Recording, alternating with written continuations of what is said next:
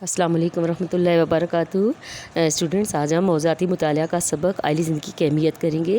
اس کا سوال نمبر 1 ہے، عائلی زندگی سے کیا مراد ہے؟ آپ سب سے پہلے ہیڈنگ دیں گے عائلی زندگی کا لغوی مفہوم۔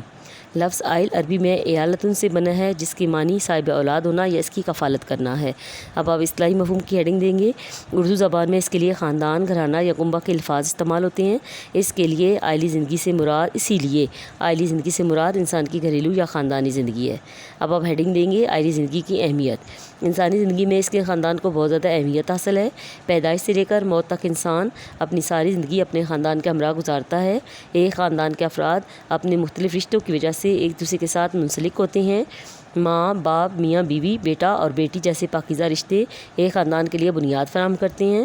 پھر دادا دادی، نانا نانی، چچا ماموں اور خالہ وغیرہ جیسے تمام رشتے مختلف خاندانوں کے افراد کو آپس میں مربوط کرتے ہیں، جس سے آگے چل کر قبیلہ اور پھر معاشرہ تشکیل پاتا ہے۔ اس لیے کہتے ہیں کہ انسانی تمدن کی ابتدا خاندانی نظام سے ہوتی ہے اور اس کی بقا کا انحصار بھی اسی خاندانی نظام پر ہے۔ گویا خاندان معاشرے کی بنیادی اکائی ہے، اس لیے خاندان اور معاشرہ آپس میں لازم و ملزوم ہوتے ہیں۔ خاندان کے اثرات معاشرے پر اور معاشرے کے اثرات خاندان پر پڑتے ہیں۔ اگر معاشرہ اسلامی طرز زندگی پر گامزن ہوگا اور اس میں خوشحالی ہوگی تو خاندان پر بھی اس کے اچھے اثرات مرتب ہوں گے اور اس کے افراد بھی خوشحال ہوں گے۔ یہی وجہ ہے کہ اسلام نے معاشرے میں ایک مضبوط خاندانی نظام کے قیام پر بہت زیادہ زور دیا ہے۔ سوال نمبر 2 ہے، خاندانی نظام کی اہمیت پر نوٹ لکھیے۔ اس کی پہلی ہیڈنگ دیں گے خاندانی نظام۔ خاندانی نظام زندگی سے مراد ایک مرد اور عورت کا نکاح کے ذریعے خاندان کی بنیاد رکھنا ہے اور یہ خاندانی معاشرہ کی اکائی ہے۔ خاندانی نظامی زندگی کی اہمیت درج ذیل نکات سے واضح ہوتی ہے۔ نمبر 1، آپ ہیڈنگ دیں گے اس نسل انسانی کی بقا۔ خاندانی زندگی کا اولین مقصد انسانی نسل کا تحفظ اور بقا ہے۔ اللہ تعالیٰ نے سورہ نساء میں ارشاد فرمایا، اے لوگوں، اپنے رب سے ڈرو جس نے تم کو ایک جان سے پیدا کیا اور اس سے اس کا جوڑا پیدا کیا اور پھر ان دونوں کی نسل سے مردوں اور عورتوں کی ایک بڑی تعداد پھیلا دی۔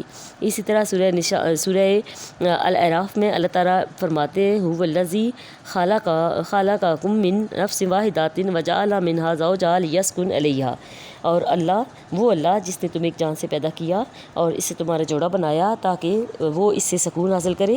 جبکہ ایک اور جگہ سورہ الروم میں ارشاد باری تعالیٰ ہے، وَمِنْ آیاتہ أَنْ خَلَقَ لَكُم مِّنْ أَنفُسِكُمْ أَزْوَاجًا لِتَسْكُنُوا إِلَيْهَا، اور اس کی نشانیوں میں سے ایک یہ ہے کہ اس نے تمہارے لیے تمہاری جن سے بیویاں بنائیں تاکہ تم ان سے تسکین پاؤ۔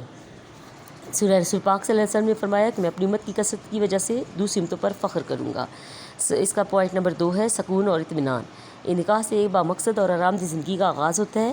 اس سے میاں بیوی کو ایک دوسرے سے سکون اور اطمینان پاتے ہیں۔ خاندانی نظام سے انسان کا اخلاق پاکیزہ رہتا ہے۔ نمبر 3 پوائنٹ ہے، محبت و رحمت۔ نکاح کے ذریعے مرد اور عورت دونوں کے درمیان محبت اور موادت کا رشتہ قائم رہتا ہے۔ موادت مطلب رحمت کا۔ ارشاد باری خداوندی ہے، وَجَعَلَ بَيْنَكُم مَّوَدَّةً وَرَحْمَةً، اور اس نے تمہارے درمیان محبت و رحمت پیدا کر دی۔ پوائنٹ نمبر 4 ہے، اخلاق کا تحفظ۔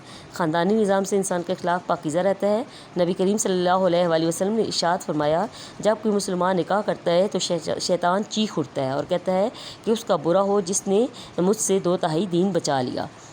اس کا پوائنٹ نمبر 5 ہوگا، اولاد کی تربیت۔ نکاح کے ذریعے مرد اور عورت آنے والی نئی نسل کی تعلیم و تربیت کی ذمہ داری نبھانے کا عزم کرتے ہیں اور اولاد کے ملنے پر شکر الہی کرنے کے ساتھ ساتھ ان کی صحیح تعلیم و تربیت کے لیے دن رات کوشش کرتے ہیں۔ سورہ التحریم میں ارشاد باری تعالیٰ ہے، یا ایھا الذین آمنوا قوا انفسکم واہلیکم نارا، اے ایمان والو، اپنے آپ کو اور اپنے اہل خانہ کو آگ سے بچاؤ۔ نبی کریم صلی اللہ علیہ وسلم نے فرمایا، آدمی کے مر جانے کے بعد نیک اولاد صدقہ جاریہ ہے اور اولاد اپنے والدین کے لیے مغفرت کرتی ہے، یہاں تک کہ اللہ تعالیٰ ان کی بخشش فرما دیتا ہے۔ جی، آپ لوگوں نے یہ دونوں سوال لکھنے بھی ہیں اور ان کو یاد بھی کرنا ہے۔ السلام علیکم ورحمۃ اللہ وبرکاتہ۔